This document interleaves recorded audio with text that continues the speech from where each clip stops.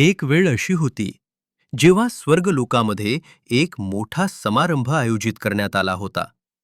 महर्षी नारदांनी देवांना सांगितले, जो देव सर्व जगाची पहिली प्रदक्षिणा पूर्ण करेल त्याला ज्ञानेश्वर हे विशेष मान मिळेल. हे ऐकताच गणपती आणि कार्तिकेय दोघे भाऊ तयार झाले. कार्तिकेयाने तुरंत आपला मोर सजवला. त्याचा मोर वेगाने उडू शकणार हे त्याला माहीत होते. त्यामुळे त्याच्या चेहऱ्यावर आत्मविश्वास होता. गणपती मात्र आपल्या लहान मुष्कावर बसले. मुष्काचे पाय लहान, चाल सुद्धा शांत. कार्तिकेय हसत म्हणाला, अरे गणेशा, तू कसा काय पृथ्वीची प्रदक्षिणा करणार?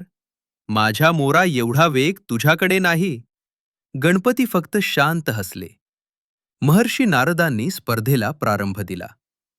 जा आणि पृथ्वीची प्रदक्षिणा करा.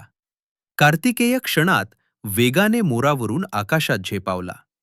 पर्वत, नद्या, समुद्र, जंगल, तो सर्व जग फिरू लागला.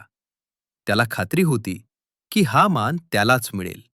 पण गणपती, ते आपल्या मुष्कावर बसलेच नाहीत.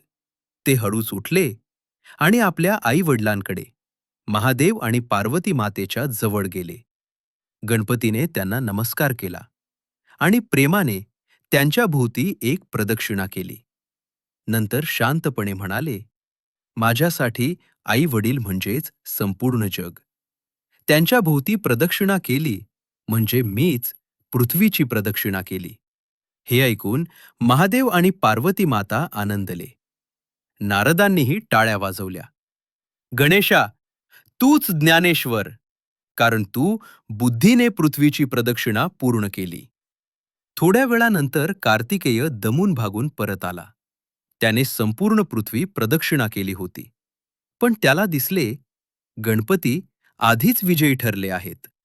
कार्तिकेय थोडा नाराज झाला. पण गणपतीने हसून त्याचा हात धरला आणि म्हणाले, भाऊ, तुझा पराक्रम मोठा आहे. पण ज्ञानाने केलेले कृत्य कधी-कधी शक्तीपेक्षा श्रेष्ठ ठरते. हे ऐकून कार्तिकेयही हसला आणि दोन्ही भावांनी एकमेकांना आलिंगन दिले. त्या दिवसापासून गणपतीला बुद्धीचा देव म्हणून अधिक मान मिळू लागला आणि लोकांना एक शिकवण मिळाली. शक्ती मोठी असली तरी बुद्धी आणि श्रद्धा सर्वात श्रेष्ठ असतात.